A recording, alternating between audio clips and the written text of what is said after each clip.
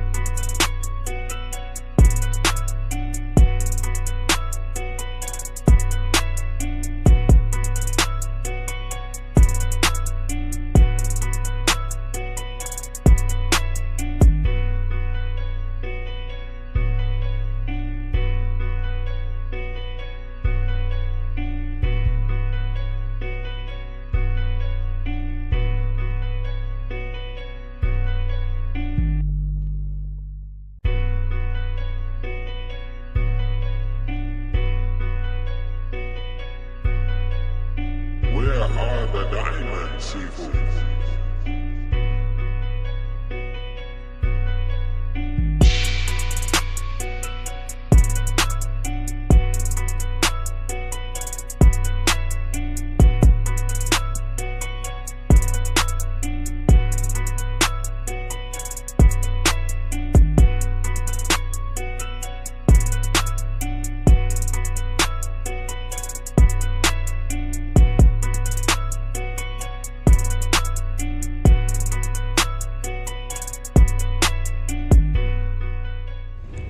Remember, when you see me in the streets, holler at me. Say, put me in the game, Coach Smook. Put me in the game, Coach Smook. Put me in the game, Coach Smook. Like, share, subscribe. You know we keep it live. Put me in the game, Coach Smook. Put me in the game, Coach Smook.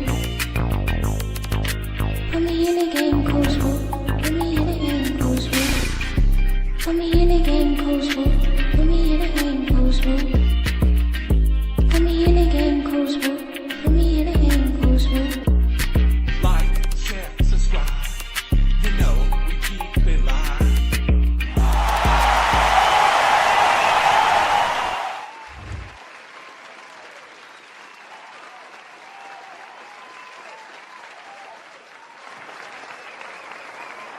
Yes, sir. Mic check, everybody. Mic check. I don't know what's going on with my mic, man. It sounds weird today. But welcome into the show, everybody. Let me know if my mic sounds weird, chat. It just sounds weird to me. I don't know. Maybe it's y'all. Maybe it's me. I just feel like I got a lot of feedback or monitoring feedback or something, man. It just don't sound right. Hold on, chat. Give me a second. I'm gonna do something real quick. Mic check, mic check, mic check. All right, let me take some of this.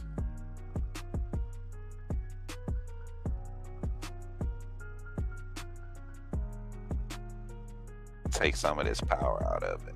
All right, that should give it some. Give it a little bit, right? How it sound, chat? Mic check, mic check. Everything sound good? We might have to make a switch. If we have to make a switch, no big deal, chat. We'll make a switch. No big deal. All right, let me see. Now we should be good.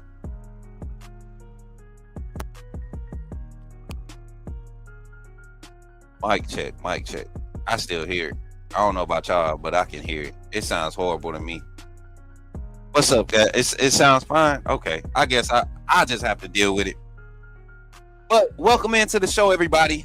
Here on the Coach Smook Network. Y'all know, man, we took a day off, man. Had to do some mental stuff. Y'all know I'm real big on the mental. Making sure that your mental is good, making sure that everything's clear. So took a day just to kind of collect. Been having a lot of not bad stuff. It's just been a lot of things happening. So kind of just took a day to recollect, reorganize, restructure, and everything seems to be coming in alignment just like it was meant to be. So this morning we're going to be opening the phone lines here in about 15 minutes just to have conversation and to really dive into the conversation and understand, does Alabama really have everything it needs? Does Alabama have everything? That's the topic of discussion. Does Alabama have enough, everything they need to win the national championship? And I think on paper, I think what we all got to evaluate for spring ball, I really think that hold on one second. Okay. Now, does that sound better? I feel like that sounds better. Mic check, 1, 2. Okay, yeah, that sounds way better. That sounds way better. Okay. So now y'all probably hear the difference. But kind of going back to the conversation, does Alabama have everything on paper? Yes, I believe Alabama has everything on paper. When you look at their roster compared to rosters across the country, across the conference, this team has skill sets, has availability. They have the depth to compete to win the SEC. You look at teams like that were in it last year, they lose a lot of major production from last year. And a lot of people, they look at our production from last year. Everybody say, well, you're losing all of, y'all remember we had the, my bro Trey on the other day. Not Trey, Thad. I keep calling him man Trey. But Thad was on the other day, the Georgia, former Georgia player. And he was like, well, y'all lost Miro. That's a lot of y'all production. Well, if that was the production that we lost, man, generated by one personnel, meaning the limited production that we have with Miro, if that was the cap, then let's remove the cap. That's what I'm saying. I think Alabama has the roster to create production in depth, you know, past the first guy, past the Ryan Williams, past the Jeremy Bernard. I think this year's offense will be explosive, and I think this defense, the depth and rotation that we were able to develop due to injuries in the spring, I think is going to create a lot of opportunities for this Alabama team on both sides of the ball that will give us the advantage, especially early in this schedule. We'll go over the schedule today. We'll talk about the staff. We'll really start the show off breaking down the staff and just talking about the quality of the staff. Do we have enough personnel on the staff? Do we finally have a staff that we feel like we can win with, right? Starting from the head coach, then going to the offensive side, then the defensive side. We'll break that down. And then after that, once again, we'll jump into our depth chart again. Not our depth chart. We'll just get into the roster, kind of discuss personnel, how they fit, what looks they can give us on both sides. And then on defense, both offense and defense. And then we'll open the phone line. So don't forget to like, share, and subscribe. I know this is a random Saturday morning show. Wasn't expecting a lot of numbers. That's why we're going to go ahead and get our cuts. We've been doing great getting our cuts out. I don't know if y'all have been doing so, but go check out the channel. Go check out all the social handles that we have at Coach Smook, and look at the clips that we've been posting from the show. You might hear your voice, you might see your comment. I mean, a lot of viral, semi-viral moments and just quality insight and entertainment, informative insight clips being posted on the Coach Smook Network. So continue to tap in there. And y'all, we're gonna get into the show. As a matter of fact, I'm going to move this side here, and then I'm gonna bring this side here because I need to see the chat over here. I think we could look better right here. I think we can see better. Golly, man, I can't. What is this? Is this okay? We mirroring. Y'all, my hair. This junk is weird. Like, where you coming from, dog? It's all down by my. All right, let's get to it. All right, so without further ado, y'all, let's get into the show, man. Appreciate you. Saturday shows are good, man. Saturday shows are always the best. I think it gives everybody time to kind of just wake up and ease into the day. You all know that Saturday mornings before kickoff, those are the shows, but this kind of keeps us in tune with just having the community feel and opening the phone lines and giving everybody a chance to get on the phone lines and talk. And then we don't have to rush the conversations on Saturdays either. So I want everybody to feel comfortable with calling in today. Don't put it all on Zach. Don't put it all on Zach. I want everybody to call in, share their thoughts today as we continue to go through this conversation. Shout out to the Big 12 in here on YouTube. Shout out to the 29 on Twitter. Hey, if you can right now, while we get ready to do our little small intro, like I said, this commercial, y'all, we actually, if y'all don't believe me, y'all can hear the one I'm working on in the background. I'm serious about getting rid of that commercial, y'all. We're working on a new one here. So y'all, so we're gonna run this one. But y'all know the exact reason why I don't care to run it. But we're gonna run this one, man. And what's up, Rondo Mac? Appreciate you. Oh, Blunt Conversation. What's good, man? What's good, Blunt Conversation? Good to see you in the chat, man. He said, can we get a nasty D-line with Newport smoking backers? Listen, I don't know if y'all seen the picture I commented on. My boy Big Bama Brand tagged me. He was like, no, he ain't tagged me. He just posted and said, oh yeah, we're gonna win the natty. I said, nah, I don't see no wood tip black and milds. I don't see no wood tip black and mild lips. You know what I'm saying? I don't see none of those. You know what I'm saying? In a joking fashion, but nah, we do need to get back to that, especially in our linebacker core, man. That's where we had the dogs. You don't want to say thugs because people like to run with that. A child could go out here and make a child mistake, and then they'll be like, yeah, I knew we shouldn't have had them thugs. But just, 10 weeks ago when they signed as a 5-star, with that cultural aspects along with them, you were praising it because it was the best player, but they make a mistake. We're not going to get on that today. We're going to keep it what we came here to keep it. And that's Alabama football. So let's dive into the show today here on the Coach Smook Network. I'm going to get this off the screen, and then we're going to jump into the show. Appreciate y'all for being here.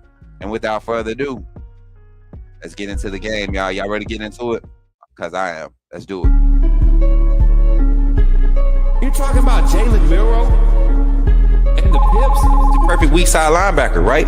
Put him next to the mic. Not going to take up a lot of time, but I want to say that I'm excited about what. Okay, forgive me, my brother. What's on your mind? Oh, I'm good. I'm just feel sorry for all the other content creators now that we have this mega star back in our presence. You're talking about Jalen Milroe and the Pips? The perfect. Oh snap! I didn't know we had it, Luke. My bad, chat. My bad. I did not know we had it, Luke. That's on me. That's on me, chat. That's on me. Do not laugh. That is on me. That was not anybody else but me. So y'all, you know what I'm saying? Don't do me like that. But today we're gonna start this conversation off. Does Alabama have enough? I want to say yes. Alabama has enough. And as a matter of fact, let me see. I need to get another mod. What I'll do is today, chat. AAA family, we will get our moderators meeting going. We just got swamped with handling channel stuff, brand stuff. We're gonna get a channel moderator meeting, and then I'm gonna get a channel moderator so we can start doing polls in the chat, get somebody that can actively engage and kind of be able to go with the flow without me having to tell you what kind of poll whenever, just so we can have polls in the chat every time we get here. It increases community interaction, creates the conversation, keeps the conversation going. Let me make sure all this stuff is set up correctly.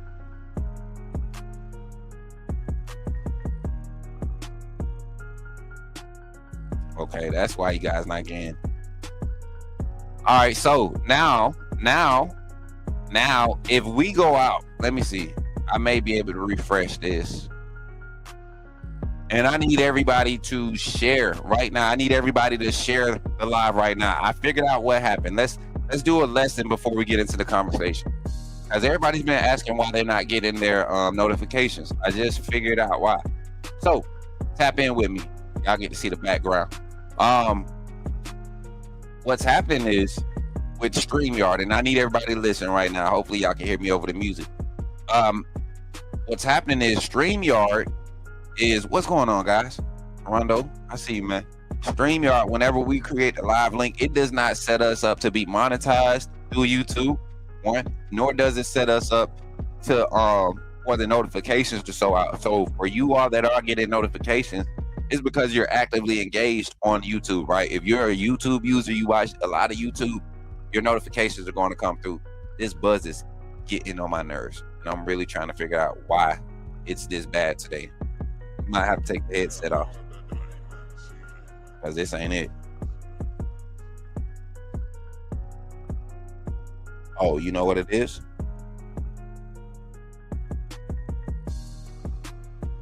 I know exactly what it is.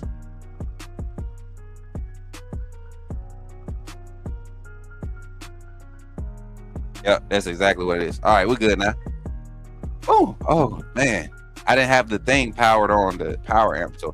So what I had to do is change the category. If you go check the category now, it says sports. We need to make sure that when you go live, if you do entertainment, make sure it's entertainment. If you do gaming, make sure it's gaming. If you do music, make sure it's music. We do sports entertainment, so ours falls under sports. People that are looking for sports content. People that are looking for sports content will see this now that we have it under the right category. So if you all can help your boy out by going in and beginning to share the live on Twitter, Facebook, Instagram, whatever. Share it in somebody's inbox directly. Send the link to somebody.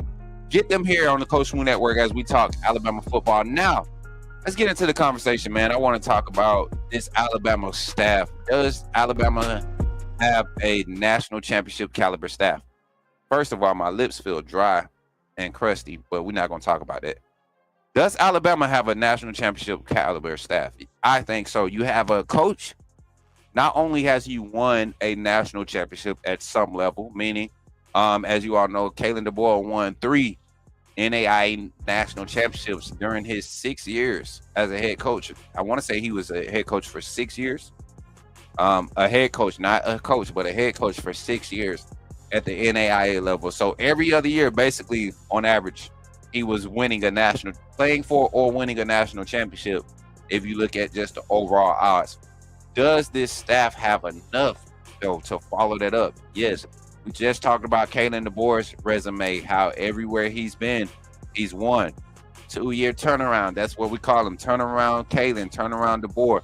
2-year turnaround. You know, every year, his second year, he's always seen an increase as far as statistics, offensive production, and his defenses have always, and he hasn't carried the same defensive system or philosophies across with him during his tenures. He hasn't carried the 4-2-5 as a defense, as a scheme to supplement what he wants to do. He's kind of adjusted as the game is adjusted, as the mode of college football is adjusted. I think he's allowed different philosophies and schemes to accent what he wants to be offensively led, right? Team, right? Offensively led team philosophy. This team wants to be able to get out fast with your offense, attack in the vertical concepts, create explosive run game with physicality, outside perimeter run game, right? On the offensive side, they want to get out fast, right? Effectively moving the defense side to side, and then allowing our defense to force the offense into either up tempo or out of characteristic philosophy, meaning forcing them into more vertical concepts. And because Kane Womack's style of the 4-2-5 fits it, I think Kane Womack is a perfect add. You look at his philosophy behind play calling philosophy behind his 4-2-5 scheme, not like your traditional. A lot of guys want to play a lot of safe concepts behind your front and put it all on your front. Well, in Kane Womack's style, he doesn't play a lot of safe concepts. He shows a lot of mixed looks pre-snap, and generally likes to go into robber techniques to where guys are, you got your third level, your third phase coverage with a lot of cloud-like feels, but you're always going to see one or two guys hovering underneath a lot of your blanket coverage over top, which is awesome when you got speed, size, guys that can really move up front, right? You're getting into a scheme where this scheme is going to rely on your 5-man pressures and your second and third down passing packages, right? 5 men. You know, a lot of times you're going to have 5 guys to protect your quarterback, which means over top you're going to have an extra guy in space, and you're usually trying to send pressure to force him to look into an area. That's where you're trying to keep your robber guy, your safe guy, your extra guy in space, trying to get him to make plays on actions in that way in the pass game. And then run game, you got enough size on the field, even though you're spread thin as far as personnel, more linebackers than defensive linemen as far as mass and anatomy on the field. You compensate that by putting athletic linebackers who are bigger than your normal linebackers but smaller than defensive linemen.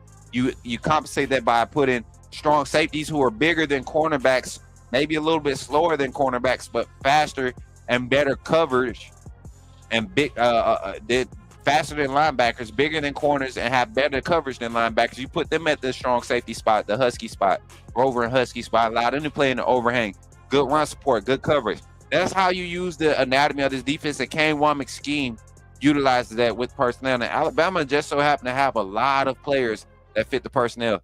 And then you go back to the offensive side, starting to round out that staff. I want to kind of dive into some of these guys' resumes and their history, their coaching history. We know the extensiveness of this staff when it comes to hold on, chat. Check 1 2. Check 1 2. I know what it is. Check 1 2. I know exactly what it is. I figured it out, chat. Give me 2 seconds. Check 1 2. Check 1 2. Check 1 2. Check 1 2. Check 1 2. Check 1 2. Check 1 2. Check 1 2. All right, we should be good now. It sounds way better now. Oh my God, that's way better. Thank you, Jesus. All right, but Getting back to the staff, we know the extensiveness of this staff's continuity on the offensive side. You talking about Nick Sheridan going into more of a co-offensive coordinator role, which I think he did a great job. I ain't gonna say great job. I gave Nick Sheridan a solid B plus last year as a play caller, which was expected. To me, that over exceeds the expectations of Nick Sheridan, first year play caller in this system, not even being able to call the system how he was learning it or how it was utilized or meant to be utilized, right? Made adjustments to put the best assets on the field and gave us a 9-win season. Gave us a top 20 ranked offense as far as efficiency stats.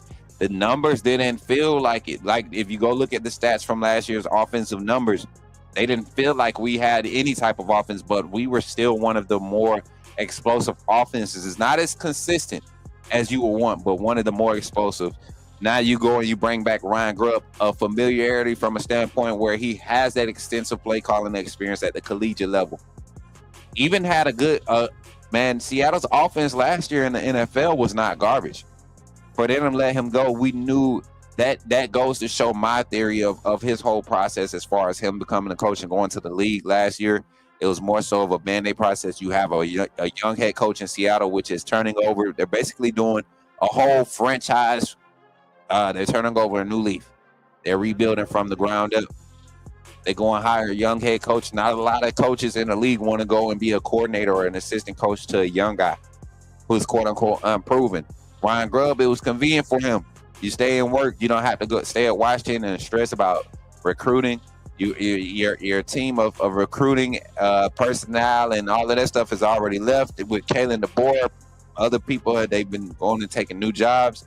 You don't want to learn a new staff. Might as well go to the NFL where not all of that is required. Watch from afar. Stay engaged with your family. And DeBoer, we got Ryan Grubb now. I think it changes the game for our offensive play calling. Staying on the offensive side, two more coaches that I think are going to start, their value is going to start to show this year as far as how they develop guys in their respective rooms. You got the running back coach, assistant head coach, Coach G, Robert Gillespie, and then you also have Coach Jamarcus Shepard. Jamarcus Shepard, the wide receiver coach, area where we're excited about, not just Alabama Nation. There's no secret about what this wide receiver room contains as far as personnel and depth as far as talent in this wide receiver room. And yes, on roster, you may have 11, 12 guys, right?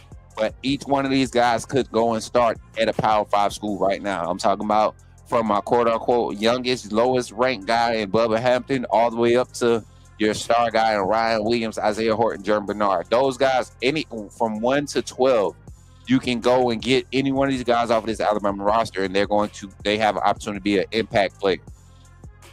And the good thing about both rooms, the running back and the wide receiver room, you have multiple flexible assets, meaning you have guys, you just can't label them speedsters, right? Like in the wide receiver room, you just don't have Latia Brooks, who's just a speedster. He's a route technician, right? Not just a speedster, but also he's a route technician. So you can put him at the Z, or you can go small ball and put him at the X, so you can put him in ISO in a 5-wide set, right? At the number one position.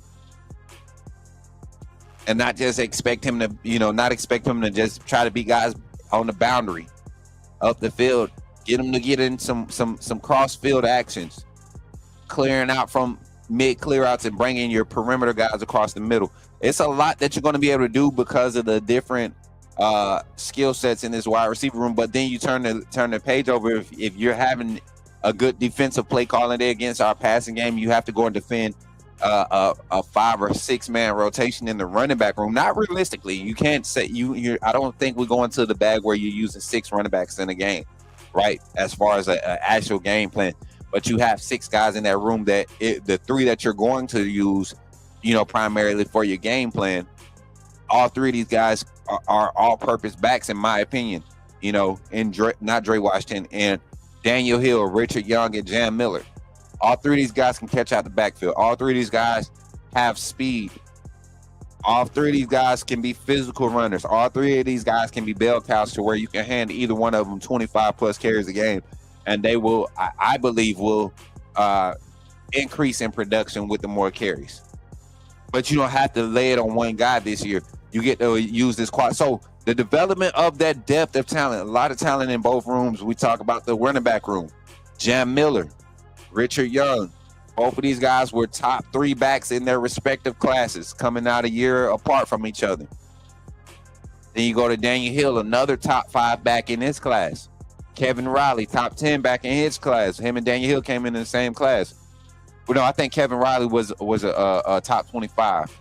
He was top 10 in the state, though, in the state of Alabama. Somebody could fact check me on that. Then you go and you look past that. You go and you sign the #1 running back in this year's class, A.K. Deere, who's been continuing to grow. Started off like any running back will on the collegiate level, man, at a school where there's actual competition. You get in against the ones, you really see what type of dog you are, right? And I think A.K. Deere had some good welcome to college football moments and learning moments this spring that I think will pay off dividends in the fall as he continues to grow and develop. We said Kevin Riley, and then the transfer, Dre Washington, the experienced guy. You look at him on film, not anything that's amazing about him, but you think about some of the hard yards that you want in the red zone. That's a body. 5'9", 210, 220. That's a stocky body, and it's hard to see small guys. And if you all know Dylan Johnson, who played at Mississippi State before he went to Washington and became a 1,000-yard back for Kalen DeBoer in that Washington Huskies offense, the year they made it to the playoffs. Dylan Johnson was at Mississippi State. He was their second or third guy in the SEC. But if you look at his yards per carry, the year before he transferred to Washington, he led the teams in yards per carry. And his style and his skill sets and running style, they kind of mirror and magic what Richard Young and Daniel Hill bring to the table. So that's why I had my hot take. That's part of the reason why I had my hot take on why I felt like Richard Young would be the breakout guy in the running back room this year and for this Alabama offense. Continue on this offensive side of the staff. You got Brian Ellis.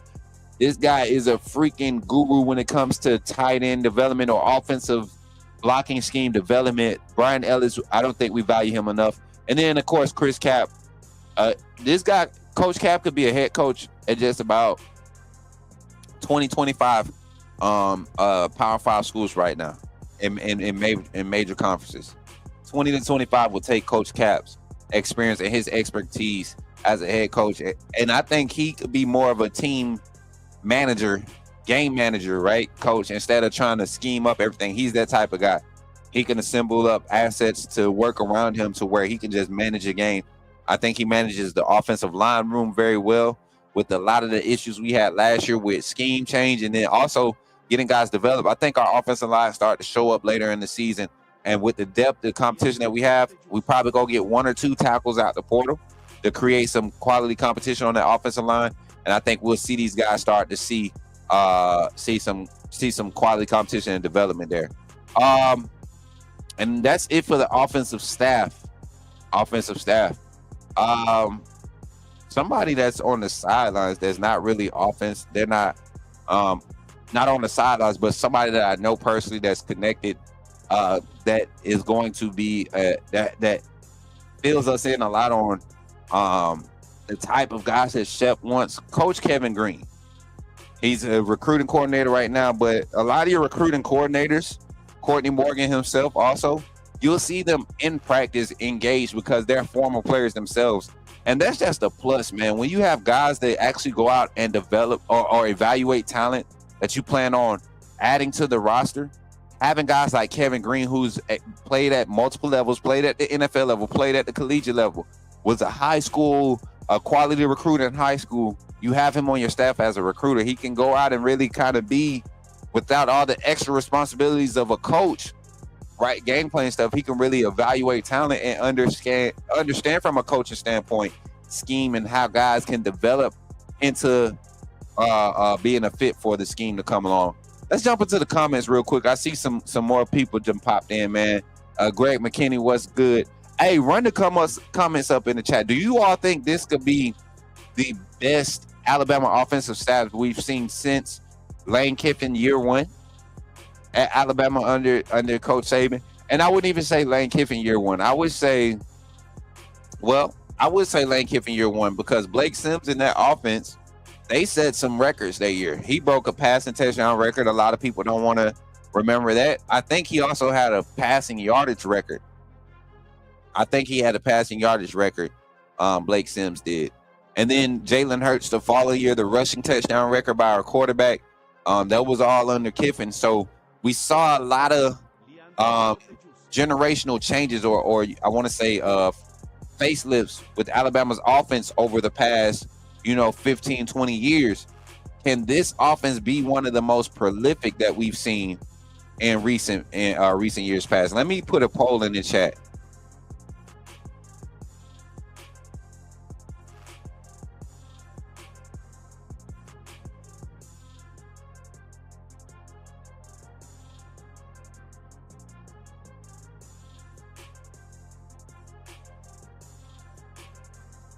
Can this year's offense be the most offensive staff, be the most productive Alabama has seen?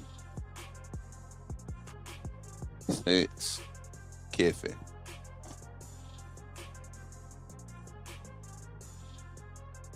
I think that's a nice quality conversation to have. Shout out to the big 25 in the chat. We only got 10 likes on the stream. Run the likes up on the stream.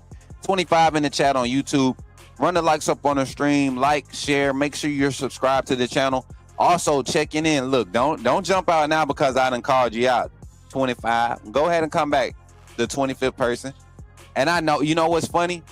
I went and I watched. I ain't gonna do it. Yes, I am. I got sent the link, right? And I went and watched it because I'm petty. I gotta do it. So I went and watched it the other day, chat. And it's amazing the amount of copy and paste that's happening right now. And I love it. So continue to like and share, because clearly they watching. Clearly they watching. I mean, literally, like, even merch, the promo, how it's going to be done, the way the community is supposed to be getting set up, call line.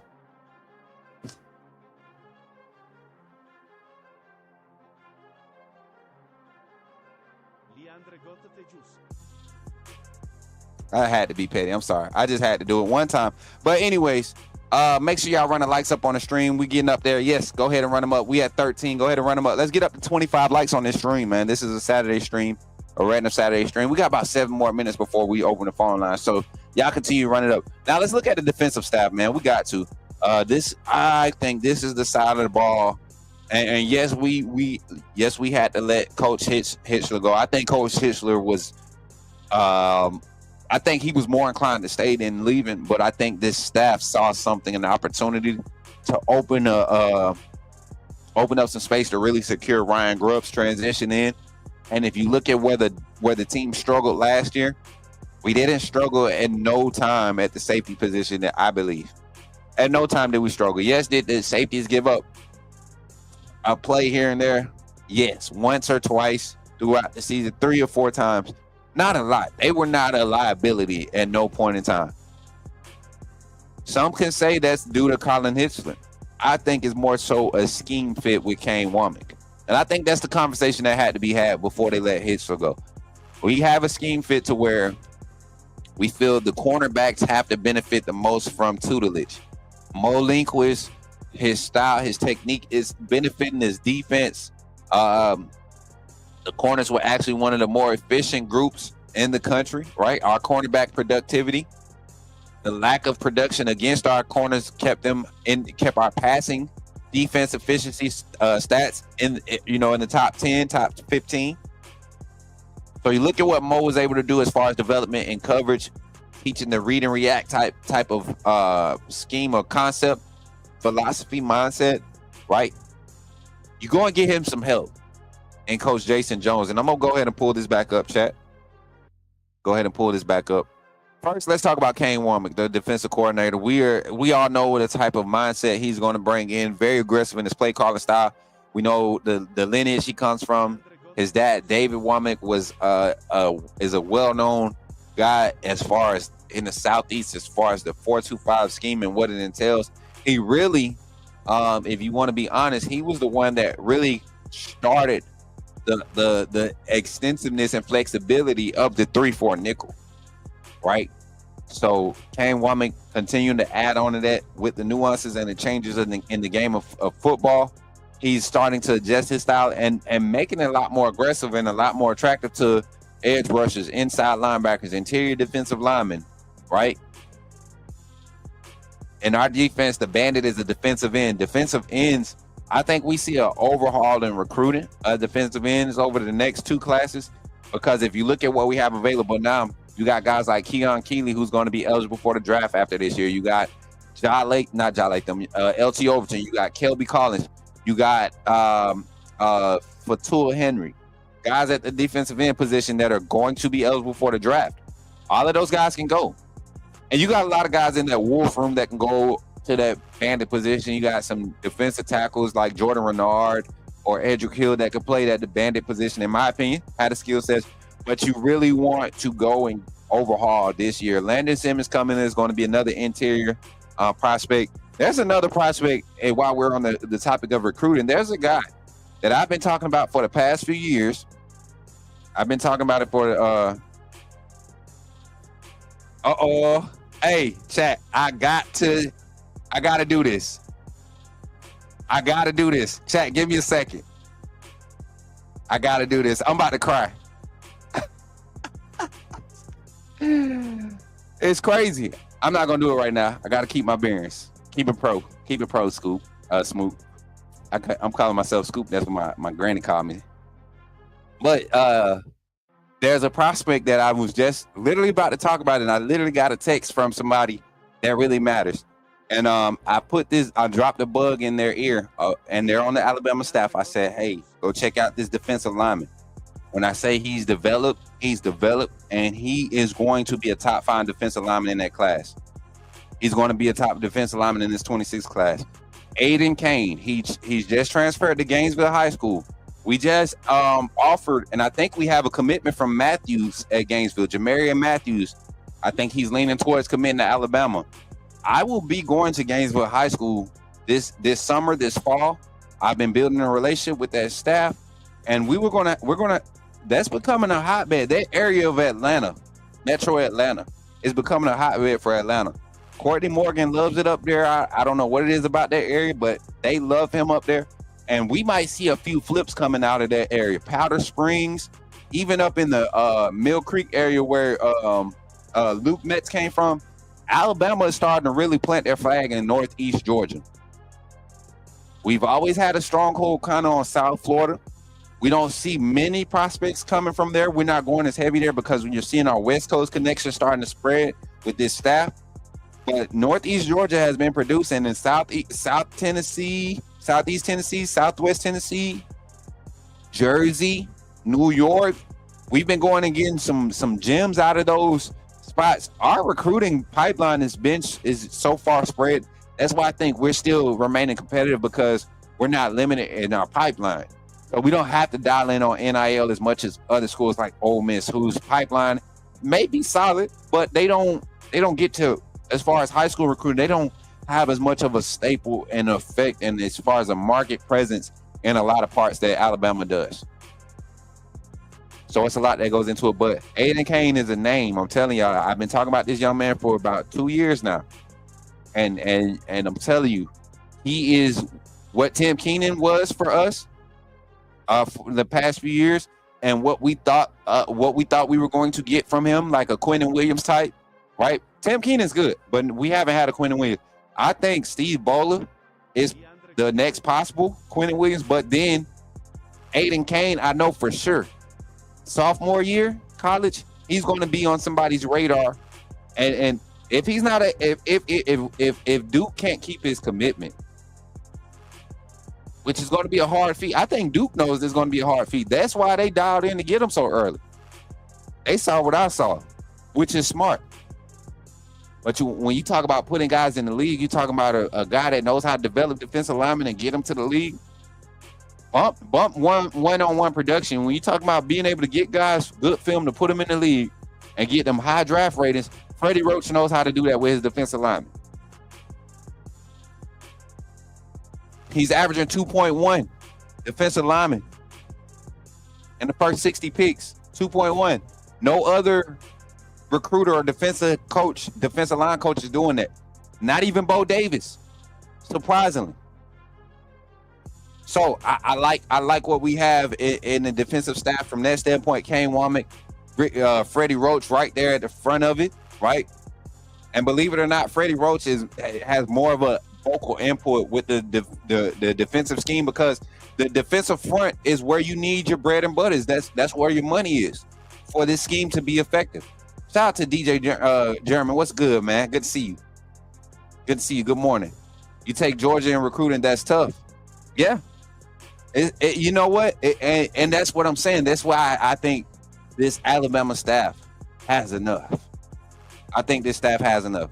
Defensive line staff talent development has always been a top tier thing that Alabama staff that has been a highlight for Alabama. For years, we because of the old style of recruiting, we would stack linemen that just would not make it on the field, because you have every year you have that two or three studs come in on top of 4 or 5 developmental talents, and these developmental talents never got to be the star, but they end up being in the league. 3 or 4 years in the league, we start hearing their name. Oh, he played at Alabama. Yeah, he used to get spot reps at Bama. How? Well, it was just another dog in front of him. Doesn't mean he didn't develop. It just so happened to be another dog in front of him that developed a little bit faster. So Freddie Roach has been that guy. Takar Buff said he don't see Alabama reaching the playoffs this year. Oh, this must be somebody's child. Justice Haynes was nobody for Alabama last year. What do you mean, youngin? And Ryan Williams was overworked as a true freshman. If you're worried about Ryan Williams, then you just don't know the roster. I think Alabama makes the playoffs this year. I still think that, looking at our schedule, chat, there's still a space for possibly 2 losses. We'll talk about our schedule too. I'm gonna give my realistic take on our schedule before the end of the show. Rest of the defensive staff, you got Kane Womack again, that 4-2-5 scheme. Freddie Roach, that defensive line, a key part of that scheme is the effectiveness of that scheme lies in the defensive line production, which is Freddie Roach's group. And I think this group with I don't know, that's somebody's child, man. I don't know. They better not be smoking. You look at the rest of the defense. Mo Linquist in that secondary. Before we go to Mo, I think this is a key spot to look at. Look at Chuck Morrell and Christian Robinson. These guys' philosophy, their teaching and how they teach the game as far at the linebacker position is very, very similar. We saw a lot of growth from our linebacker core, probably that last 4 to 6 weeks of the college football season, right? And I want to say really after the Vanderbilt game, we saw a lot of growth. Even with Deontay Lawson, Jeremiah Alexander with some of his spot reps. Before Keanu Cole got pushed off the roster, that young man was starting to show some sparks, man. And Christian Robinson, Chuck Morrell, they had a lot to do with it. Kane Womack, they had a lot to do with it. Christian Robinson, Chuck Morrell not being involved in any play calling this year, kind of in a role, kind of like he was last year. I think that's going to allow this inside linebacker room development to be able to balance out to match the production of the outside linebacker room production and development we saw last year from Christian Robinson. The outside linebacker room, the edge room, whatever you want to call them, this is a group. I think the way that this staff has divided this up as far as personnel and position classification, Christian Robinson working with the guys, your pass rush specialists at the Wolf position, right?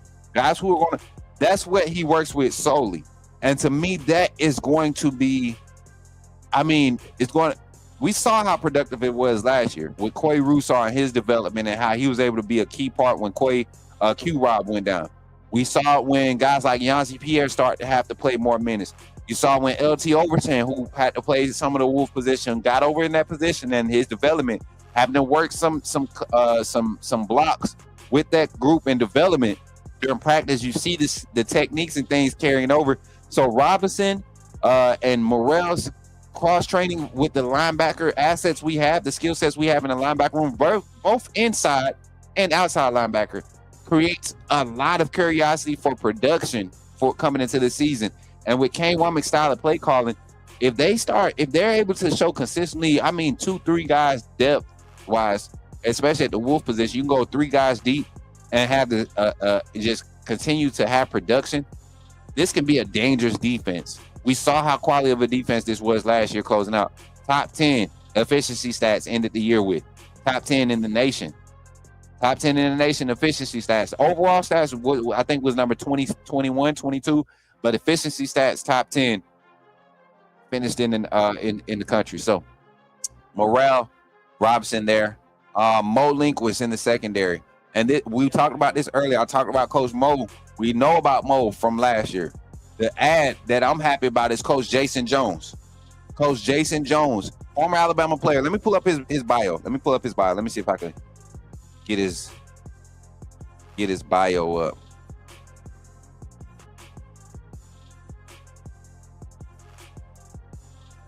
Let's go back to it. Let me get his bio up. I want to show y'all why this hire in itself was strategic to me. And I think Coach Womack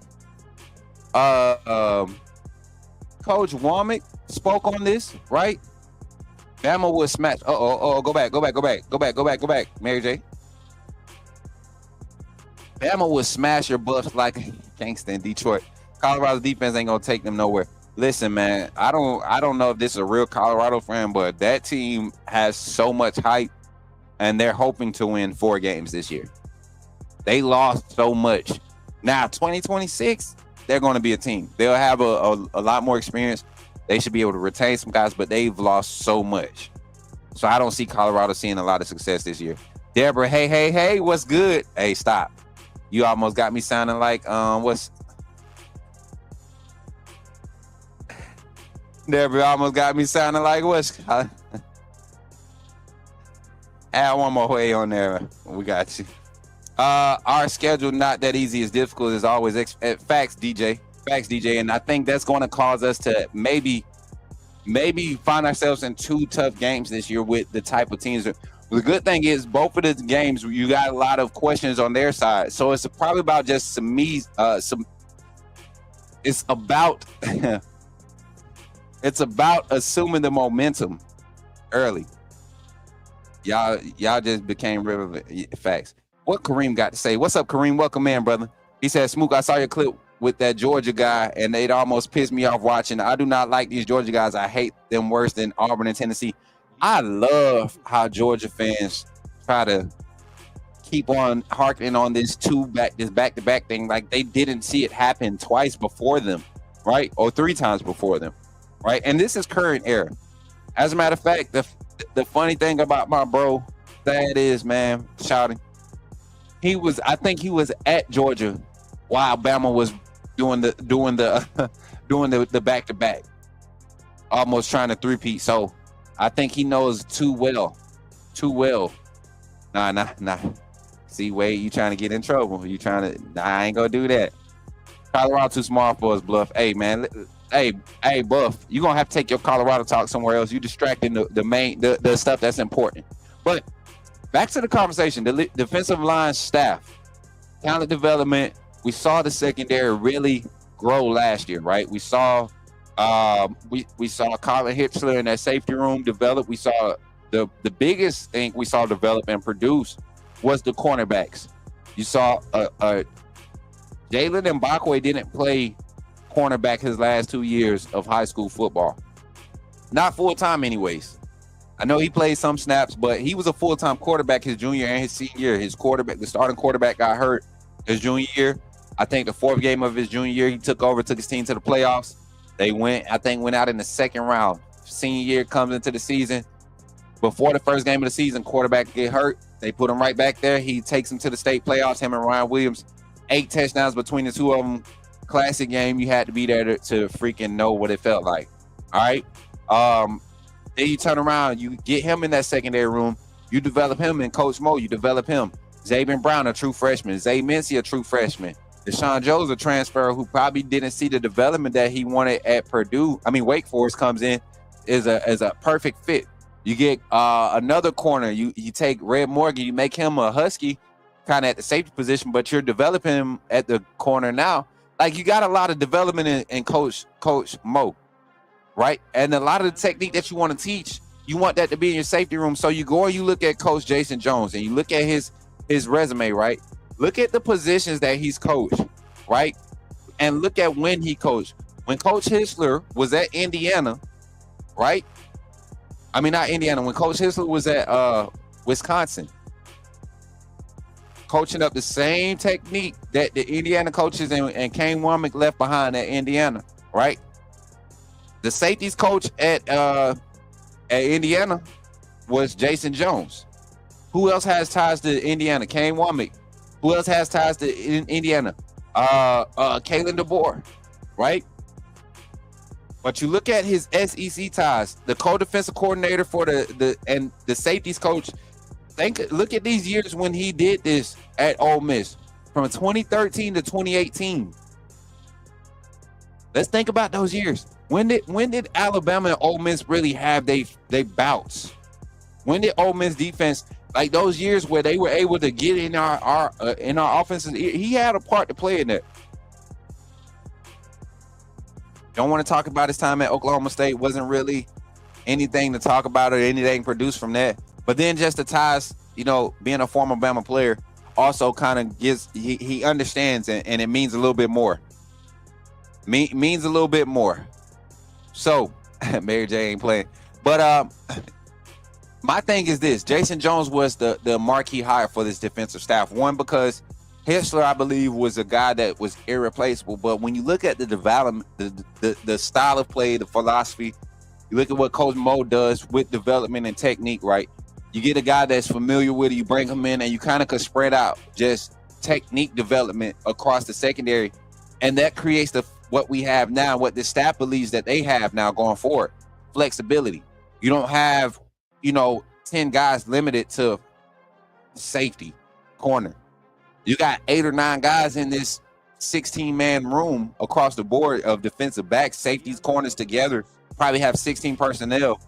I think you have more flexibility. You have 9 guys where you feel like if you put them at any position in the secondary, any of the 5 positions in the secondary, the 5 primary, 6 in dime, you're going to have a quality secondary out there.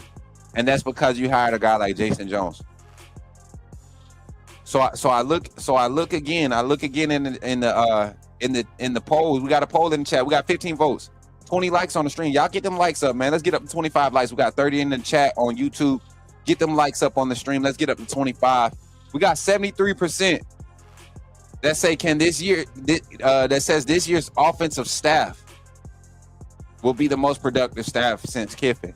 73%. That's a good staff. That's a good staff. If you can get us anywhere to where Lane Kiffin was early in that evolution of Alabama's offense, the transition of Alabama's offense to what we are seeing now, I think you give yourself a good chance. Another poll going in the chat.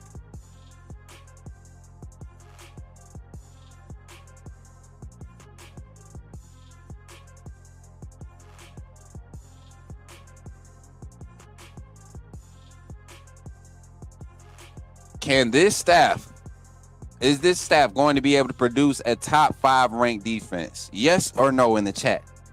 That's a question. This ain't reality or reach. It's a question. Yes or no in the chat. Is this staff going to be able to produce a top 5 defense? That's the expectation at Alabama. It's no secret, right? No secret to want to expect a top 5 defense. We're going to be patience. Roll Tide. We're going to be patience. What do you mean? You lost me there. What's up, Tay-Tay? What that wristband at? Hey, while y'all here, man, make sure y'all take an opportunity to like and subscribe to the channel if you're not subscribed. Share the stream right now. Everybody in the chat right now. We got how many people in the chat? We got 31 people in the chat. I need all 31 of y'all to share right now. Share it on Facebook. Send it to one person. When you hit the share button, it bring up the Facebook icon, the messenger icon. Send it to an Alabama fan that you care about. Tell them we about to start breaking down this depth chart right here on the Coach Smook Network.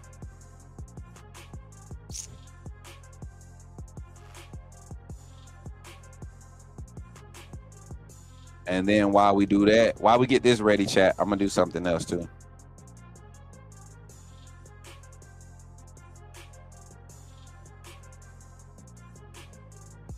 Do I got it over here already?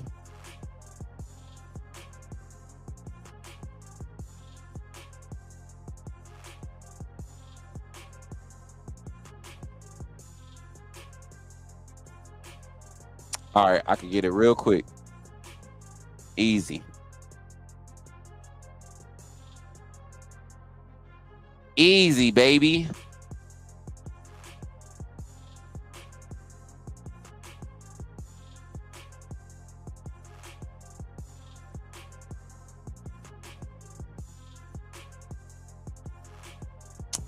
Easy, baby.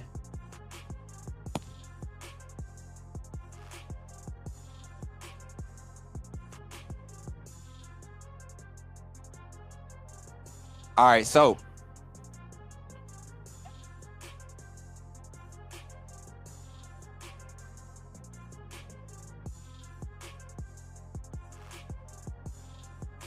all right, so I got it set up. My fault, y'all. I get caught up and stuff. Dijon Lee going to be a problem with this defense too. Rest guys. Man, listen, I've been on Dijon Lee. I actually talked with the young man last week, him and AJ Sanders, and they were just talking about how excited they were to be able to get so many opportunities, right? So much opportunity with a lot of injuries in front of AJ, Luke, and Duke, and then Duke Johnson getting moved to the inside linebacker room is something that I'm glad to see. I think next year you might see him transition to the edge, but with his size and the injuries in that room, you want to have as many guys ready or on their way to being ready as possible at each position. I think we're good at the wolf position. I think the bandit position is good. Your primary edge rushing positions, use that skill set on the interior because he's a cover demon. Him and Luke Metz can really cover downfield. And somebody that's been exciting to watch in their development, AJ Sanders. Another guy I feel like his day one ready. If thrown into the fire, let's say, for instance, he was thrown into the situation kind of like Christian Harris was a few years back.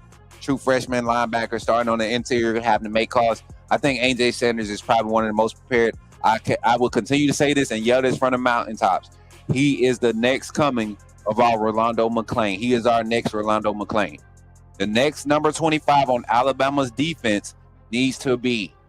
The next person wearing 25 needs to be the young man Abdul Sanders, and right next to him, we can reignite let's bring back the Dylan the Mac Wilson vibes with 35. Wait, Mac Wilson was 35, right? Let's bring back Mac Wilson with QB Reese, or give QB Reese number 10 at that at that will linebacker position. But I'm actually excited about this year's defense for the youth that we have and the second year of this scheme. The thing is, Kareem, we got a lot of youth last year, right? We had a lot of youth last year. That was freshman, sophomore youth. I still consider redshirt sophomores, redshirt freshmen, true freshmen, even sophomores that played as freshmen. That's young guys. But when they get a lot of snaps, when they play 4 or 5 games, when they're part of your rotation, them being a sophomore, they're a junior now. You got freshmen that are basically going to be expected to produce like juniors. And we got a lot of redshirt freshmen who are redshirt sophomores this year, third year in the program. They're going to be primary players, role players. And we saw their impact last year playing behind a lot of guys that were getting sort of kind of like that veteran feel as far as their playing time. These guys have had a year to develop. I think we're going to be in a good position. What was I about to say, chat? I had something I want to highlight before we get into the conversation about our depth. Oh yeah, that's what it was. Okay. Mac 30. Mac 30. That's what it was. I don't know why I want to keep giving him 35. I don't know why I want to keep giving him 35. Who was 35? Shane Lee. Shane Lee was 35 or 36, right? Shane Lee was 35 that year with Christian Harris when those two had to fill in. That was a bad situation. Who from the Gump?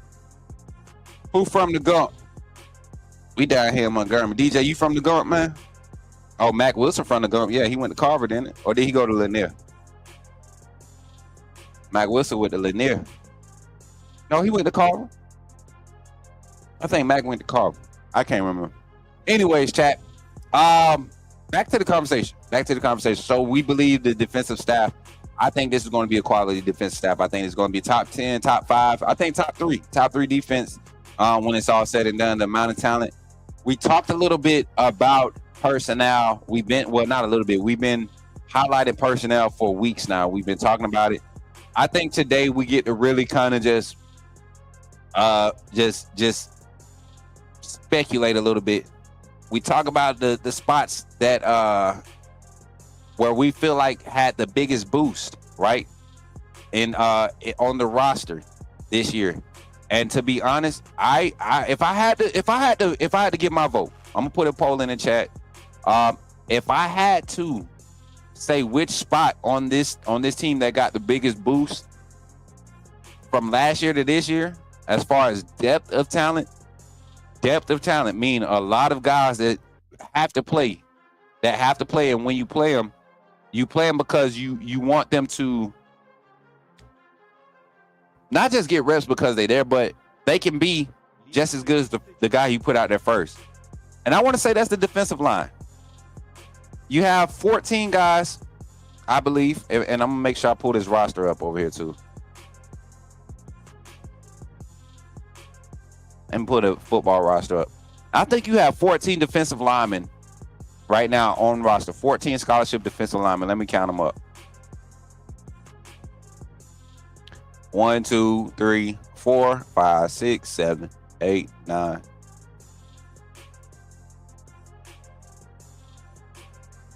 10, 11.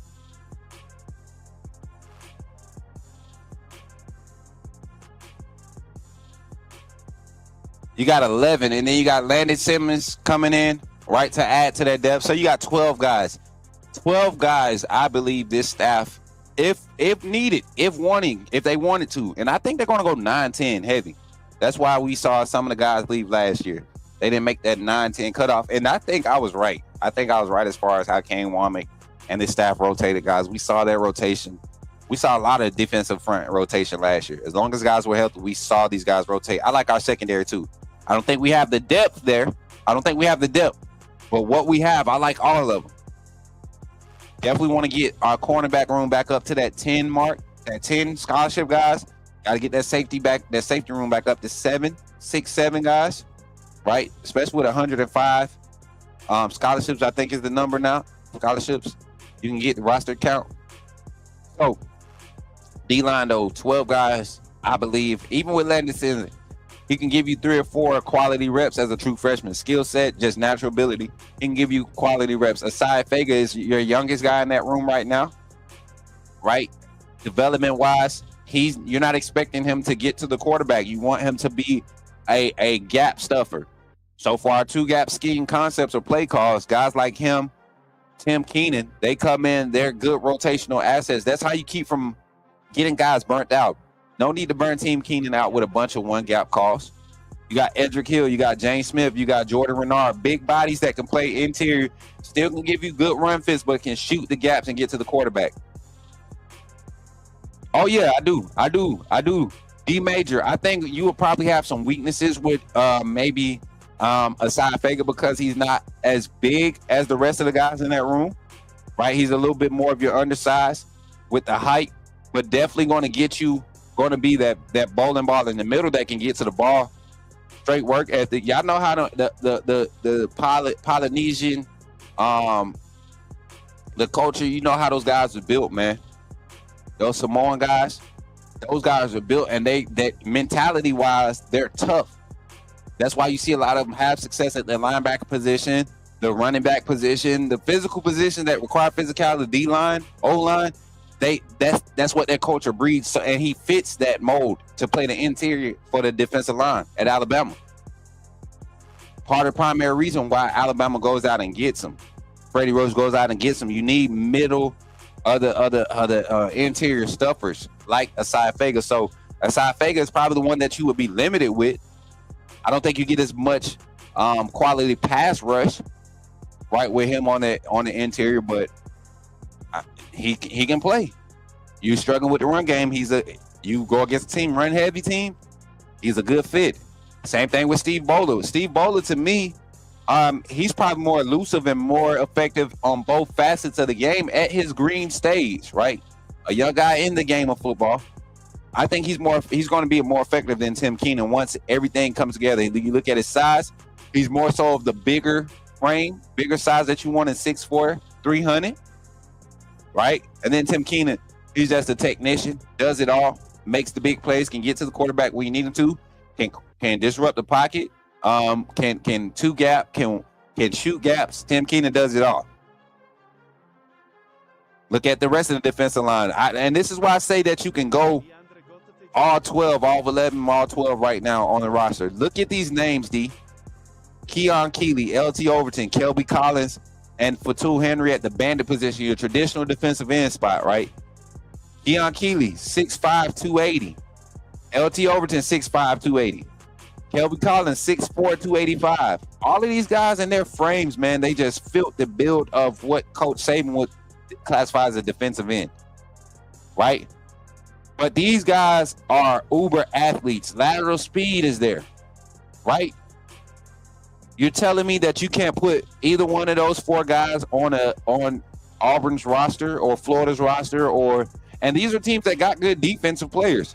But these guys, what they have film, other than Keon Keeley, we saw him in the Michigan game. Y'all, go rewatch Alabama versus Michigan. I know it's a hard watch. The offense played horrible, but go watch Keon Keeley's defensive snaps. Go watch LT Overton and Keon Keeley on the field at the same time. 22 and 31 on the edges of our defense.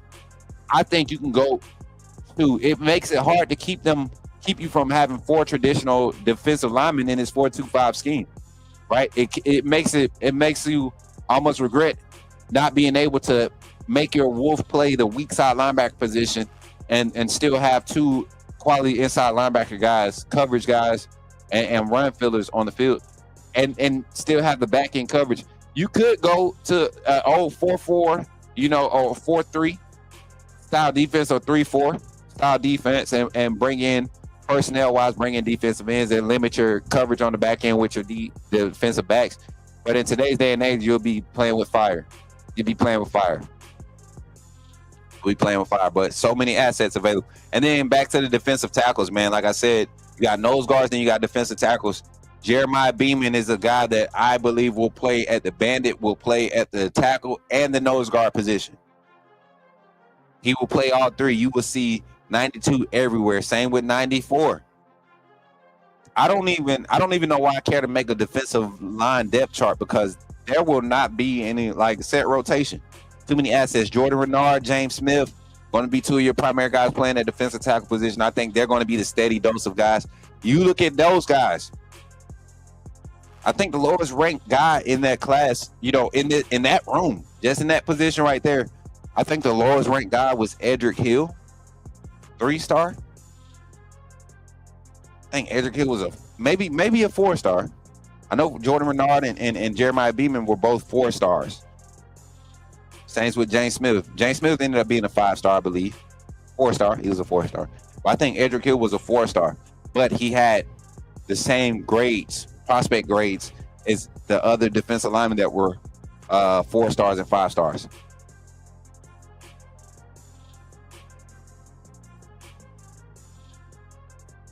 The two-top said, "Good morning, Coach DeBoer's fans." You sound kind of hostile this morning. You must be a Georgia fan.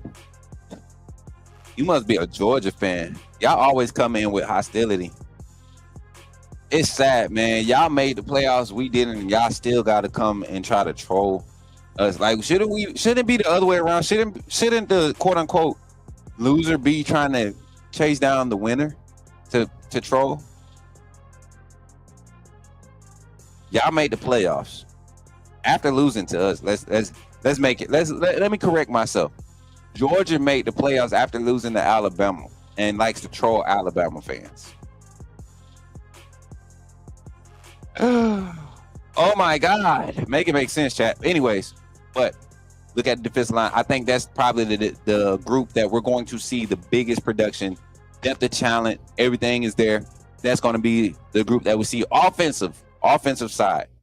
Let me get back to this poll. The poll before we go to the offense side, back to the offensive side. We got 14 votes on the chat on the polls. Is this staff going to be able to produce a top 5 ranked defense? 93% of y'all say yes, 7% say no. That 7% got to be that one hater in the chat. Appreciate you for your vote, man. 26 likes on the stream. Appreciate y'all for allowing us to get to our 25 like goal on the stream, man. Y'all are awesome. Thank y'all for real, man. 100%. Thank y'all for getting us to our 25 like goal on this stream. Listen, we don't have we don't want to do this super chat goal. I'm not going to do it. I don't want to do super chat goal. It's Saturday. We chilling. No super chat goals today. Keep y'all money. Go have some fun. It's Easter weekend. Go buy a new tie for church tomorrow. All right. Transitioning to this depth chart, though. Let's get into the depth chart, offensive wise. A group that I believe is going to be impact, right? Immediate impact that's going to step up. And we're going to see a crazy production from them compared to what we got to see from them last year. And I think that is going to be the running back room. I did this on a stream last week. Right? And I see because they don't have the capabilities, right? They don't have to do it like this, but they highlighted this and said this verbatim. So I'm gonna say it a little bit more clear. So when it's echoed again, they can sign my name next to it for me. They can forge my signature because it's crazy how people do this. But I said this earlier 2 weeks ago during spring ball, and I'm gonna continue to say this. I think Alabama's running back room for this offense will have a lot more production, explosive production than it did last year.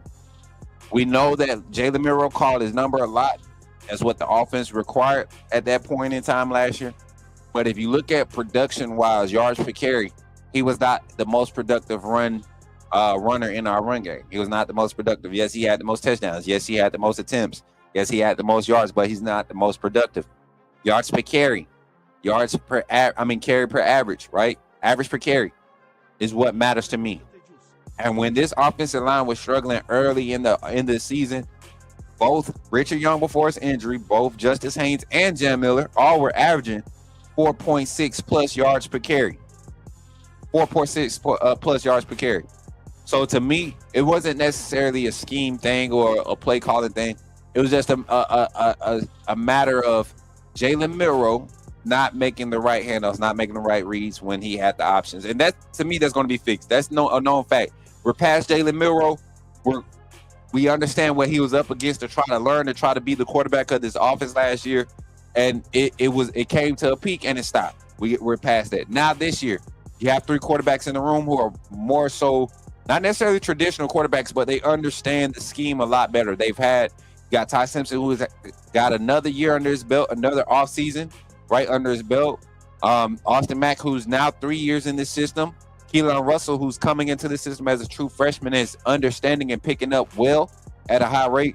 Now you got running backs that if these guys who are stepping up to the plate, whichever one you pick, if they're not operating efficiently or at a high clip like you would want, right, in a picture perfect world, now you have a stable of running backs to lean on and an offensive line group that you are very confident in as far as talent. Maybe not as confident as who your best 5 guys are that's going to work together, but talent-wise, assets available, you're confident what you got in the offensive line room. I think you're super confident in this running back room. If all this fails, if you have issue with quarterback, wide receiver retirement, I think you can rely on this running back room. All 6 assets available on scholarship. And if you all haven't noticed, we haven't heard much buzz about Bama's portal. I've heard 2 names. Primarily that would, if they hit the portal because they are on roster and they're not walk-ons, people will try to make a deal out of it. I don't think they're impact players. One of them is currently in this running back rotation. Is it any truth to it? I don't think so. I think it's more so a speculative thing because we haven't been hearing his name a lot, and that's the one, Kevin Riley. You know, a lot of people have talked about Richard Young, in Colorado. making a push at him again. I don't know what the ties is past what happened last year, but I don't think Richard Young's going anywhere. Dre Washington, we just got him out the portal. I think you create some quality depth there. AK Deer is the true freshman. He's waiting his turn. You got Jam Miller is going to be a first-round pick. Richard Young is eligible for the draft after this year. Maybe he enters early, right? You lose Dre Washington after this year, a red shirt senior. So this running back room, there's going to be a lot of new faces in that room next season, right? It's a possibility. I don't see why any running back will move right now. But if the quarterback cannot get comfortable, I like what we have. Do it all back in Jam Miller. Do it all back in Richard Young with more so of a more physical running style, more effective physical run style. And then in that first three-man rotation in the running back room, I think you see Daniel Hill. Daniel Hill is the breakout back behind Richard Young. Now, and that doesn't mean Jam Miller's not going to have a good year. I think Jam Miller's going to have a solid, consistent year like he's had. Anytime he's been implemented to the game plan, Jam Miller has been effective. I think he will continue to solidify his first-round draft stock. I don't think he has to be prolific. I don't think he has to be jumping over players. I don't think he has to be a Heisman guy to be a first-round draft pick. His pass protection is some of the best in his class. He can catch out the backfield, is a decisive runner. He has breakaway speed. Jam Miller is a name that probably won't ever get the hype because he won't ever get 30, 40 carries. Nobody on this roster will get 30, 40 carries. If we're handing the ball off 35 times, Jam Miller is going to touch the ball 12, 15 times. Richard Young is going to touch the ball 15 times. Daniel Hill is probably going to touch the ball 10 times a game. You got to think this offense, on average, under Kalen DeBoer, his offense is average 75 plays a game. If you're throwing the ball 30 times, 35 times on average, that only leaves space for, 35, 40 carries a game. But divided by 3 backs and a quarterback, quarterback going to carry the ball 3 to 4 times in the game. 16 carries, 26 carries divided by 3 backs. It don't go very far. 9 to 10 carries max, and they have to be effective. That's what you're going to see.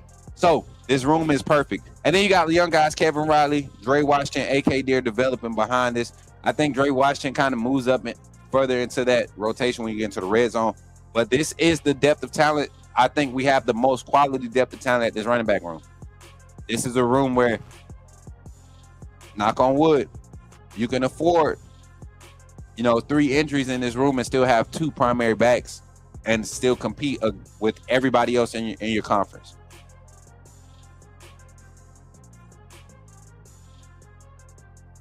So I think this is going to be good.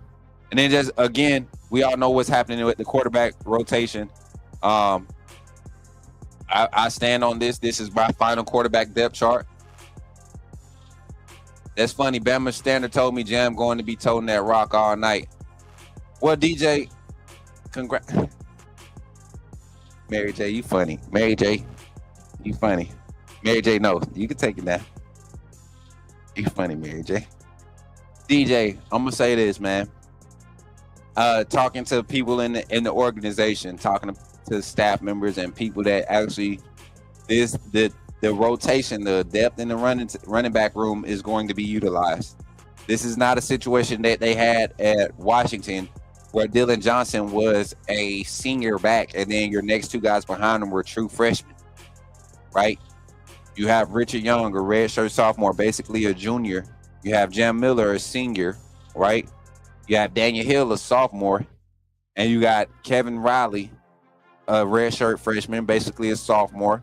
You got 4 guys who have experience in your system now, right? 4 guys who have experience. A coach in Robert Gillespie who has established his running style for this system that you've bought. And all the guys in this room are guys that he recruited, other than Dre Washington. DJ, I know, DJ. I know why you said that, what you said, though. I know what she said, and you're not going to get a DJ. If you get a wristband, you'll get a clip out of me. Jack and DJ, man, y'all get y'all wristbands, man. Moderators, get them in the link, man. DJ been hanging back around for a while now. Get that wristband. We got to feed the running backs, Jack. Got to feed the running backs. But that's my quarterback rotation right there. That's my final on the quarterback rotation. I'm standing by it, and I think this plays out. I think this plays out in a better situation than what people want to give it credit for. I think this. I think this plays out in a way better situation than people want to give it credit for. And it's sad because I got a lot of flack last year.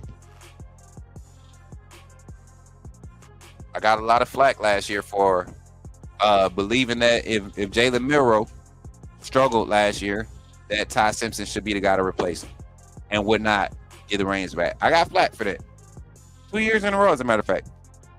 Now this year, I'm giving the same narrative because that's good when you have that narrative. If this quarterback can't do it, the guy behind him does it, gets it, is not going back. That's a good narrative to have because we have so much faith in Ty, right? As a fan base, you have so much faith in Ty. What if he Blake Barnett's us? Y'all gonna be cool with getting Blake Barnetted? I don't think so.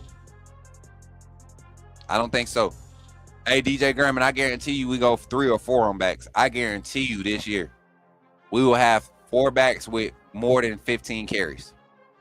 We will have more backs we will have 4 backs with 15 plus carries. And that's a lot compared to last year. You had Richard Young, I think, in the year with only 33 carries. Yes, he was injured. But Justice Haynes, 60 touches. Bama backs used to have 60 touches by the 3rd game of the season. Jack said he liked Russell over Ty. I think Russell is a better quarterback than Ty Simpson, but as far as who's ready to play right now at the collegiate level and is going to, like, for sure, I think Ty has shown that he's ready. I think he's done exactly what he needs to do to show that he's ready. Y'all like AK Deer? I think AK Deer is on a Najee Harris track. We need AK Deer to just kind of. We need AK Deer to kind of just stay calm. If AK Deer can stay calm and be patient, I think we're going to see AK Deer have somewhat of what we saw from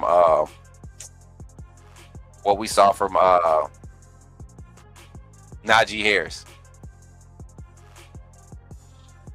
AK Deer got I got a big play break syndrome. That's AK Deer's problem, chat. And that's a good problem to have with a hungry young guy. With a hungry young guy like that, his skill set, that's a good problem to have. Shout out to all the viewers in the chat, man. We got 31 in the chat over there on YouTube, 32 likes on the stream. Thank y'all. What are we looking like on Twitter, man? Shout out to Twitter, man. Y'all always show up and show out. 85 on Twitter. Make sure y'all retweeting over there. Listen, we got one last topic of conversation. Phone lines are now open. 334-625-1121. 334-625. Wait, phone line is not open. Why is it not?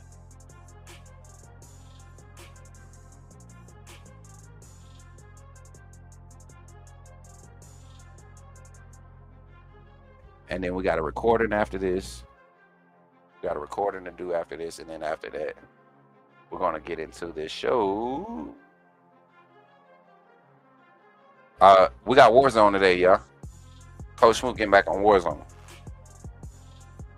So after we get done with this, we'll be gaming tonight, this afternoon. How many games you got us winning this season? Okay, that's the question of the day. Question of the day. Coach Smook, how many games you got us winning this season? Okay. Let me pull the schedule up. Let's pull the schedule up.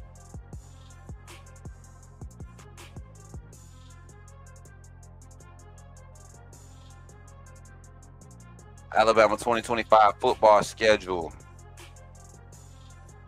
And y'all know this, we're going to do this like 20 times in the offseason. So as things develop, as roster changes happen, all that good stuff, we'll continue to switch it out. Let's share this tab.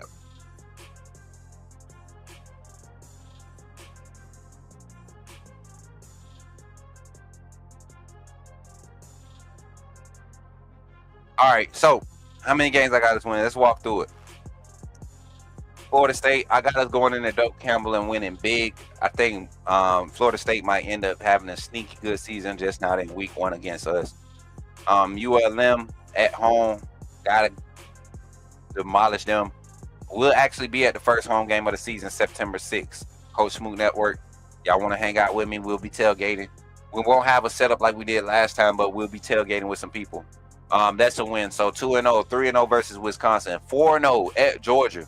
I don't know why people are so scared to go into Athens. We own Athens. 1, 2. I think Kalen DeBoer is the better schematically coach against what Kirby Smart and that offense has available and what Kane Womack brings to the table.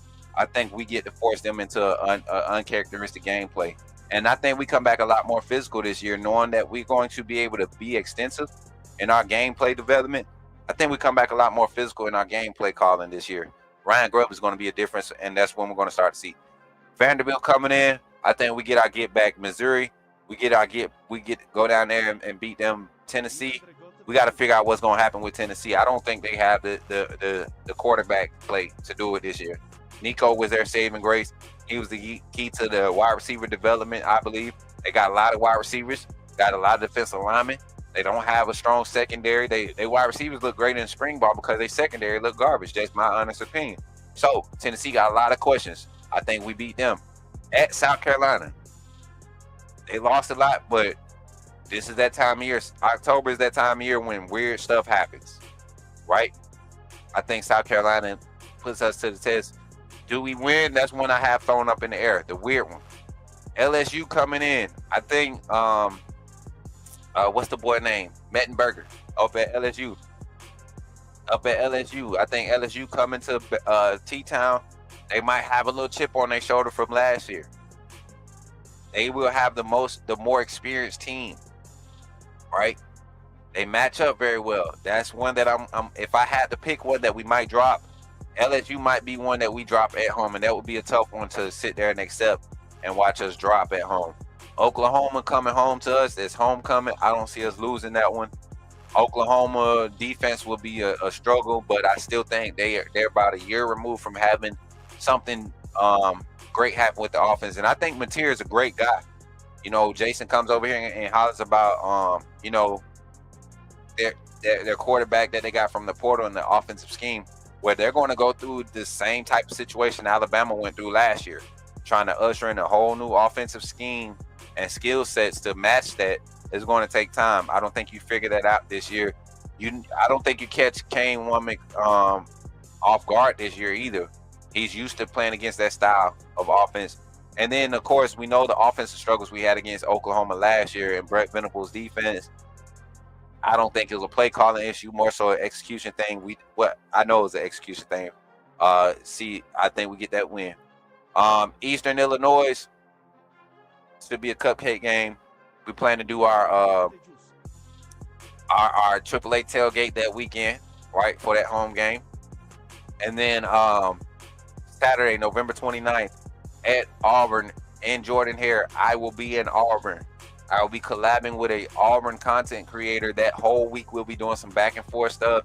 Going to be a crazy week. We will be Auburn getting some vlog content, hanging out on campus with some Auburn fans. We'll have an Alabama Auburn crew for a AAA game that week.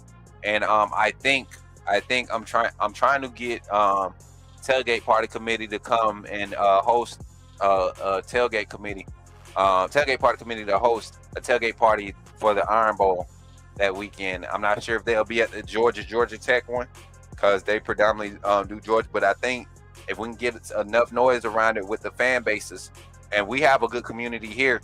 But I think if y'all continue to share the word and we push it from the Coach Smook Network, it'll definitely incline them to support it. And if you showed up to the one last year, you had a good time. All the snakes that left the channel, they showed up. They had a good time. Y'all see the clip every time we do the commercial. We had a good time last year. It was a vibe. So y'all definitely think about doing it. Coach Smook, good luck to the rest of college football teams trying to stop this wide receiver core. 100%, bro. 100%. So if I had to look, and I think we realistically this team can go 10-2, 10-2 at worst, with no hiccups.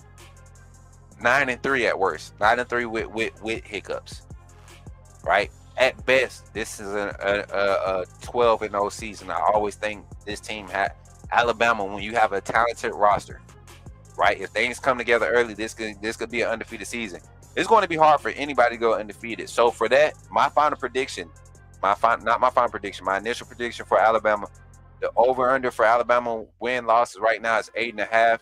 I'm taking the over, and I'm going with 11 wins. I'm going with 11 wins, 11-1 Bama regular season. 11-1 Bama regular season. That's what I'm going with. I think Vegas has them at 8.5 over and under. I'm looking at the schedule though. I think it's favorable. We got a lot of home games this year. 1, 2, 3, 4, 5, 6, 7. 7 home games this year. Big home games, I believe. Kind of just momentum type things. Big away games. I'm sorry, momentum type things that matter. Not skill set of what's on roster, but momentum wise, teams that could benefit from playing at home. Georgia, we have to go to Athens. I think they could benefit from that. And then us having to go to Jordan-Hare. We know what the Iron Bowl is like year in and year out, no matter what they look like.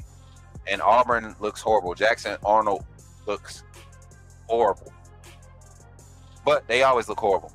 And then all of a sudden show up and play against us. So, chat, 334-625-1121. I don't know if the phone line, I don't think it's working right now, chat. Voice is having some issues. If not, we will open up the phone lines Monday morning. Yeah, voice is having issues, chat.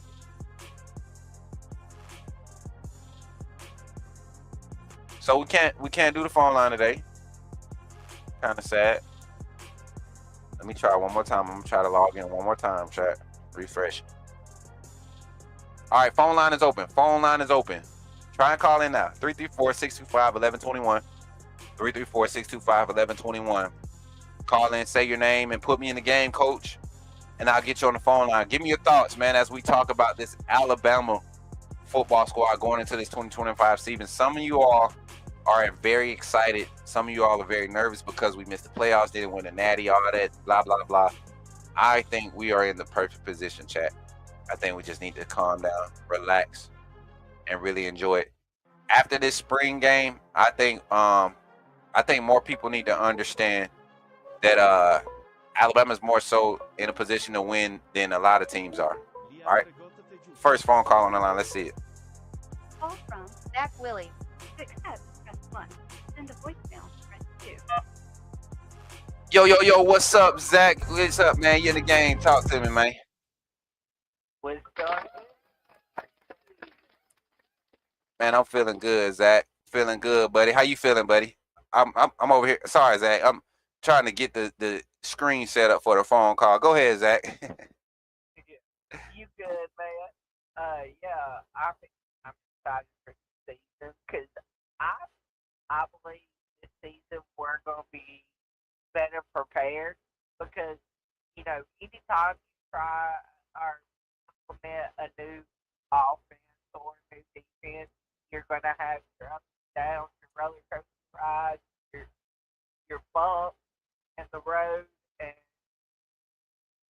with Milroe being the type of running back, or not running back, type of quarterback that he wasn't necessarily the quarterback we need for this style of offense. Not saying that he would, if he, not saying that he wasn't talented or wasn't a good quarterback or anything like that. I don't believe he did everything that this game was needed.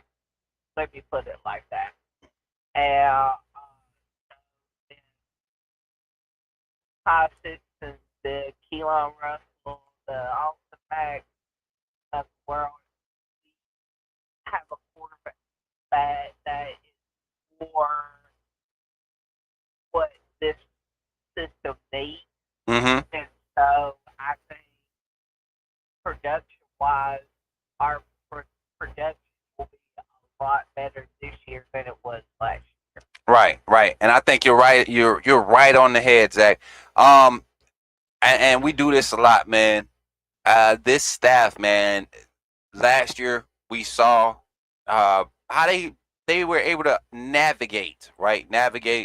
I guess you can say the portal and everything. I don't know. Um, what do you think? What do you think will be key to them turning over and taking the next step, getting back to the playoffs and returning Alabama back to what we know them to be? All right. It's gonna take offensive line stepping up and doing their job correctly. It's gonna take our running back, implementing our running back, and having our receivers run correct around and not get overwhelmed or get to the point where they have to think and not just play. You know. And Facts, Zach. I think that's what happened last year because we had to think too much because, again, new system, everything, new lingo, all that. Just, we had to think too much. We couldn't just go out and play football, you know, and on both sides of the ball. And, but we developed more quickly, and our was greater on the defensive side of the ball than it was on the offensive side of the ball. And so we was able to execute more on defense than we was on offense. And in a lot of ways, that put us in the games that we lost and gave us opportunities to win the game that we lost, to capitalize. We could, what's the word I'm looking for? We could produce or execute the way we need to. Mic check, mic check. His going in and out. They saying your mic going in and out. I gotta fix this. So, but Zach, I get you 100%, man. So 100% on the team just developing. I think this year we're more so going to see just continuity with the staff continuity. That's going to make a huge difference in how this team overall, what we think of this team, how it looks at the end of the season, the continuity. But Zach, thank you for calling in, man. I hate to do this, man. You already know how I am about my audio stuff. So we're gonna get this audio fixed. And Monday morning, you already know what time it is. You know you got to call it. And we start our off season. Our off season schedule starts May 1st, chat. May 1st. So get ready to hear Zach and all the other regular callers. May 1st, we're starting that off season. And today is day one of my 30-day transformation too. So y'all stay tuned in there. Zach, I'll catch up with you later, man. Roll Tide. Roll Tide, my guy. All right, man. Take it easy. That's that boy Zach Willie in the building, chat. Listen, so I don't know what's going on with my audio right now, but we're sitting here at our hour and 45-minute mark. I want to take an opportunity to give you a chance to join the AAA family. By joining the AAA family, that means you're supporting the Coach Smook Network monetarily. $2.99 can get you in the door. Support monetarily, but not just to support, but to get you in the Smook Scoop. You want to know all the behind the scenes stuff about the important stuff at Alabama, recruiting, team insight, all of that. Check us out. Think about becoming a member. The link could be found in chat, but also make sure you hit our link tree. It has a link to all of our socials: TikTok, Twitter, Facebook, Instagram. Everything is under the link tree link at Coach Smook on all socials is how you find us. Shout out to all of our sponsors. We have just signed a deal or an advertisement deal. You all will start seeing that air in September of this year. September, maybe as early as August. Maybe as early as August, y'all will start seeing that air not only on our channel, but some of your other YouTube channels that do sports podcasts, sports entertainment, and information coverage. So, with that being said, don't forget to check out the merch. Remember, this lineup right here with that letter lineup, that's going to be available forever. But the red letter and white letter lineup, those prints, They are going to be closed after May 1st. They will no longer be for sale. So make sure y'all continue to go ahead and buy this merch. We're going to be able to ship and distribute on our own. We don't have to have a middleman no more. So we're gonna cut out a lot of the cost, and that way we can lessen the cost for our merch. I really want merch. I don't want nobody paying more than $45-50 for merchandise, man. I want us to be able to rep this thing all over. Next season, this upcoming season for football, it should be a lot of Coach Smook Network merchandise and gear floating around the campus at the University of Alabama. We believe, y'all believe, man. And for encouragement, man, hey, y'all know it's Good Friday. It's Easter weekend for those that celebrate or recognize Easter. I don't believe in the ideology of Easter, what it's really meant, but this weekend represents a very special time for those of the Christian belief. And if you celebrate safely, and remember that Jesus is always the reason for the season, man. This weekend was designated to recognize when he went and put his life on the line for our sins, and I could never be more grateful. I'm publicly grateful. I'm grateful for him, dying for my sins, the sins that I've committed knowingly and unknowingly. Before I was even born, he thought enough of me. So take appreciation for that. It may not be somebody dying for you or whatever, but if somebody went out their way to be kind to you, take appreciation for that, because that's what this is what this is about: reconciling, understanding that there's always another chance. If you're breathing, there's always another chance. So when people go out their way to do for you or care for you, take appreciation of that and return the favor by just saying, hey, I appreciate you. So with that being said, hopefully you all enjoyed today's show. Hopefully you all continue to like, share, and subscribe. If you made it to the end of this live if you made it to the end of this and this post live, don't forget to like, share, and subscribe. And remember, when you see me in the street, holler at me and say, put me in the game, Coach Smook. Remember, when you see me in the streets, holler at me. Say, put me in the game, Coach Smook. Put me in the game, Coach Smook. Put me in the game, Coach Smook. Like, share, subscribe. You know we keep it live. Put me in the game, Coach Smook. Put me in the game, Coach Smook. Put me in the game, Coach Smook. Put me in the game, Coach Smook. Put me in the game, Coach Smook. Put me in the game, Coach Smook. Put me in the game, Coach Smook. Put me in the game, Coach Smook. Like, share, subscribe. You know we keep it live.